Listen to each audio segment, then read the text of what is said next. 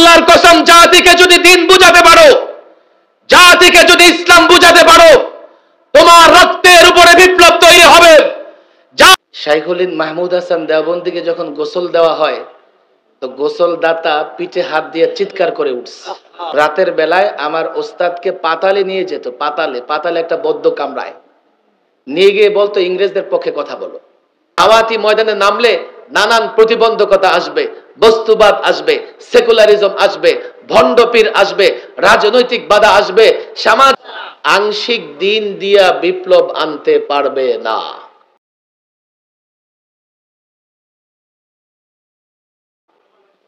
তোমরা স্লোগান দিতে পছন্দ করো, আমি স্লোগানের বক্তৃতাও জানি। আমি বক্তৃতা শুরু করেছি পল্টন ময়দানে বক্তৃতা দিয়া, তোমরা জানো। লালবাগ মাদ্রাসার মুদারিস হওয়ার পরে আমি বাধ্য হয়ে আমার জীবনের প্রথম বক্তৃতা দিয়ে শুরু করেছি পল্টন মাঠের সামনে লোকজন হবে 50,000। বক্তা কেমনে হয় সেটা তো জানো না। বক্তা আগে জোহরের পরে বয়ান শুরু করে, সামনে কেউ থাকে না, একা একাই প্রধান অতিথি হয়ে যায়। আল্লামা মুফতি আমিনীর জোতা টানার বরকতে বক্তৃতা শুরু করেছি পল্টন ময়দান থেকে। জিন্দেগিতে অনেক বক্তৃতা করেছি। আমি তোমাদের কাছে আমি নিজেকে অপরাধী হিসেবে পেশ করতেছি যে জাতির সামনে আকাবির আসলাফের সমুজ আমি পেশ করতে পারি নাই। আমার এই বক্তব্য ব্যক্তিগত বক্তব্য নয়। যারা দারুল ইফতায় পড়াশোনা করো, আজকে গিয়ে দারুল ইফতায় বসে আল বাহরুর রায়েক মোতালা করো, আলমগিরি মোতালা করো। তোমরা তোমাদের উস্তাদদের কাছে যখন কোনো ফিকার কিতাব পড়ো, সেটা কুদুরি পড়ো, কানজ পড়ো, হেদায়া পড়ো, শুরুতে এই কথাগুলো আসে, দিনের কোন বিষয়গুলো মোকাদ্দাম, কোন বিষয়গুলো গুরুত্বপূর্ণ, এগুলো ছড়ানো ছিটানো আছে দর্সে নিজামিতে। এগুলো সামনে নিয়ে আসো, তালিম পূর্ণ করো। তালিম যখন পূর্ণ হবে, যোগের চ্যালেঞ্জ মোকাবেলার জন্য দাওয়াতি ময়দানে কাজ করো। দাওয়াতি ময়দানে নামলে নানান প্রতিবন্ধকতা আসবে, বস্তুবাদ আসবে, সেকুলারিজম আসবে, ভণ্ডপীর আসবে, রাজনৈতিক বাধা আসবে, সামাজিক বাধা আসবে। এই প্রত্যেকটা বাধা আমাদের পিতা হযরত ইব্রাহিম আলাইহিস সালামের জীবনীতে এসেছে। আমি আজকে বয়ান করব না, এতটুকু বলে দেই, হযরত ইব্রাহিম আলাইহিস সালামের ইমতিহান খুদ আল্লাহ নিয়েছিলেন। 50টা বিষয়ে পরীক্ষা দিয়েছে। এর মধ্যে আকায়েদের বিষয় আছে, আমলের বিষয় আছে, আখলাকের বিষয় আছে। হযরত ইব্রাহিম প্রথমে বাবা থেকে প্রতিবন্ধকতার সৃষ্টি হয়েছে, ঘর থেকে, সমাজ থেকে। সমাজের লোকেরা বাধ্য করেছিল মেলায় যাবে, রাষ্ট্র থেকে অগ্নিকুণ্ডে নিক্ষিপ্ত হয়েছে। এক একটা পরীক্ষায় এক একটা ইমতিহান পাশ করেছেন। আল্লাহ তাকে ইমাম বানিয়েছেন, ইমামুত তাওহীদ বানিয়েছেন। কোন ইমতিহান দিবা না, পাশ করে ফেলবা? কোন ইমতিহান দিতে প্রস্তুতি দিবা না, কিভাবে পাশ করবা? আমি এই যে কথাগুলো বললাম, আল্লাহর ওয়াস্তে আমি তোমাদেরকে বলি, আজ থেকে পূর্ণাঙ্গ দিনের তালিম নেওয়ার চেষ্টা করবে তো ইনশাআল্লাহ? ইনশাআল্লাহ। কারা কারা চেষ্টা করবে? ইনশাআল্লাহ। হাত নামো। আমি যে কথা বলেছি, আমার কথাগুলো 80 ভাগ বুঝেছো কারা কারা? 80 ভাগ। যতটুক শুনেছো 80 ভাগ বুঝেছো? নামো। 90 ভাগ যথেষ্ট। 80 ভাগ তো যথেষ্ট। আমি এত বড় কিছু না যে 100 একদিনে বুঝাই দেব। পূর্ণাঙ্গ দিনকে সামনে রাখবা তো ইনশাআল্লাহ? ইনশাআল্লাহ। আর পূর্ণাঙ্গ দিনের দাওয়াতি কাজে চ্যালেঞ্জ আসবে কি আসবে না? আসবে। আরে বলো, আসবে কি আসবে না? আসবে। তোমাদেরকে একটা কথা না বললে তোমরা বুঝবা না। আমরা তো ইসলামী বিচার ব্যবস্থা চাই, চাই কি চাই না?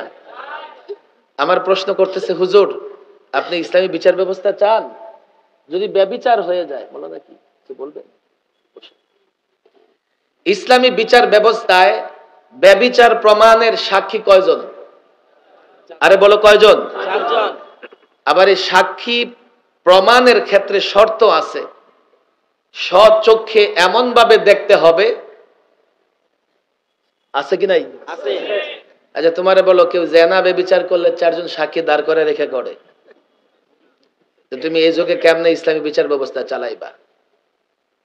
আমি শুধু বলতেছি যে চ্যালেঞ্জ যেগুলো আসবে, তুমি বলবে যে ইসলাম চাও, লোকেরা বলবে কেন ইসলাম চান? তাহলে কালকে হিন্দু হিন্দু চাবে, বৌদ্ধ বৌদ্ধ চাবে, খ্রিস্টান খ্রিস্টান চাবে, ইহুদি ইহুদি ধর্ম চাবে। আমরা কয়টা ধর্ম রাষ্ট্রে চালাবো? তুমি বলবা ইসলামী অর্থনীতি চান, বলবে চলে না, ইন্টারেস্ট ছাড়া মানুষ সামনে এগোয় না।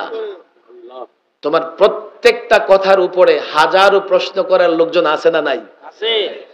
এরপরে তোমার হাতে নেই রাষ্ট্র ক্ষমতা, বেশি বাড়াবাড়ি করবা, যদি সে যুক্তিতে হেরেও যায় তো মায়ের তোমার উপরেই পড়বে,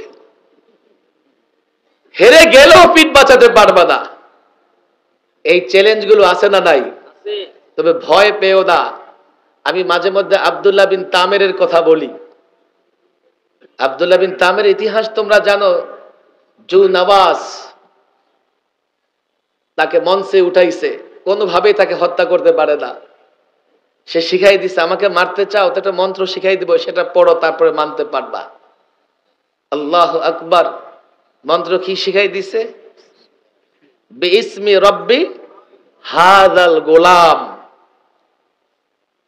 খেয়াল করে শোনো, না হলে বুঝবা না। তীর নিক্ষেপ করার আগে বলতেছে এই গোলামের রবের নামে, এই গোলামের রবের নামে। লোকজন দেখলো, তাকে মারার জন্য পাহাড়ে উঠাইছে, মারতে পারলো না। সমুদ্রে নিয়ে গেছে, মারতে পারলো না। তাহলে এই গোলামের রব তো আসলেই রব, না হলে এই রবের নামে, এই রবের নামে নিক্ষেপ করেছে, গোলামটা মারা গেল। এক বাক্যে লক্ষ জনতা বলে উঠলো আমানতু বিরব্বি হাযাল গোলাম। কিসের পরোয়া করো? আল্লাহর কসম, জাতিকে যদি দিন বুঝাতে পারো, জাতিকে যদি ইসলাম বুঝাতে পারো, তোমার রক্তের উপরে বিপ্লব তৈরি হবে। জাতিকে যদি ইসলাম বুঝাতে পারো, তোমার ত্যাগের উপরে ইসলামের ভিত্তি রচিত হবে। আল্লাহর কসম, আমি দলমত বুঝি না, আমি মুসলিম, সকল মুসলিম মিলে ইসলামী রাষ্ট্র ব্যবস্থা, খেলাফত ব্যবস্থার জন্য যখন একমত হবে, তাগুত, কাফের, বেঈমান কেউ আমাদের ঠেকাতে পারবে না।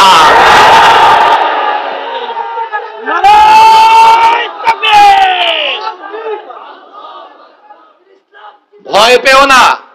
আলেম ওলামাদের ত্যাগ কখনো বৃথা যায় না। হতাশ হয়েও না। আলেম ওলামারা ত্যাগ দিলে তারা ক্ষতিগ্রস্ত হয় না।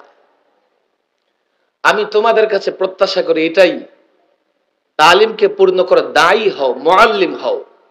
যে একজন ভালো মুআল্লিম, ভালো দায়ী, সে ভালো মুজাহিদ, ভালো একজন সিয়াসী ব্যক্তিত্ব। যে মুআল্লিম হতে পারবে না, তালিম গ্রহণ করতে পারবে না, সে যেখানে যাবে ফাসাদ হবে, যেখানে যাবে ফাসাদ হবে। তালিম পূর্ণ করো। এই জাতি তোমাদের কাছ থেকে অনেক কিছু আশা করে, অনেক কিছু আশা করে। জায়গায় জায়গায় পচন ধরে গেছে। তোমাদের মতো সৎ লোক চায়, ইমানদার চায়, কিন্তু তোমরা যদি প্রস্তুতি না নাও, জাতির সেবা করতে পারবে না। আল্লাহ তাবারক ওয়া তাআলা কথা আজকের মজলিসে যতটুকু বলেছি, আল্লাহ যেন, না আর হবে না, রাতও হয়েছে অনেক। আজকে বলেছি, আবার যদি কখনো তোমাদের, না ওইটা তো পুরা ইতিহাস বলা যাবে না। বসো বসো বসো, হ্যাঁ বসো। দেখো, আমাদের আকাবের আসলাফরা দ্বীনের জন্য যে কষ্ট করেছে, আমি তার শতভাগের এক ভাগও করি নাই। শাইখুল হিন্দ মাহমুদ হাসান দেওবন্দিকে যখন গোসল দেওয়া হয়, তো গোসল দাতা পিঠে হাত দিয়ে চিৎকার করে উঠছে। কেন? ওনার পিঠে দেখি হাড্ডি, গোশত নাই। হুসেন আহমদ মাদানিকে খবর দাও, জিজ্ঞেস করি। জিজ্ঞেস করা হলো, তিনি বললেন, ইংরেজদের বিরুদ্ধে সংগ্রাম করতে গিয়ে আমি আমার ওস্তাদ যখন মাল্টা জেলে বন্দী ছিলাম, তো রাতের বেলায় আমার ওস্তাদকে পাতালে নিয়ে যেত। পাতালে একটা বদ্ধ কামরায় নিয়ে গিয়ে বলতো ইংরেজদের পক্ষে কথা বলো। উনি যখন রাজি হতো না, তো লোহা গরম করে ওনার কোমরে সেকা দিত। তোমরা আমার অবস্থা কি জিজ্ঞাসা করো? হাল अगर कुछ अपना सुनाओ उनके कर्म का शिकवा होगा, मैं अपने हालात पर खुश हो मुझे मेरा हालात ना पूछो। আমি আমার অবস্থায় খুশি, আমার ত্যাগ কুরবানির উপর আমি খুশি। আকাবিরদের ত্যাগ কুরবানি পড়ো। আমাদের আকাবেররা একদিন যে দিনের জন্য শ্রম দিয়েছে, আমি 2.5 বছরে সেই শ্রম দিতে পারি নাই। আকাবিরদের অনুসরণ করো, আকাবিরদের স্মরণ করো। আল্লাহ তাবারক ওয়া তাআলা তৌফিক দান করুন। আমাদের এই প্রত্যেকটা ছাত্রকে দ্বীনের জন্য তৈরি করে দিন, তালিম এবং দাওয়াকে মজবুত করে দিন। তালিম দাওয়া মজবুত হয়ে যাবে, বাকি সব রাস্তা খুলে যাবে ইনশাআল্লাহ। ওমা তৌফিকি ইল্লা বিল্লাহ ওমা আলাইনা ইল্লাল বালাগ।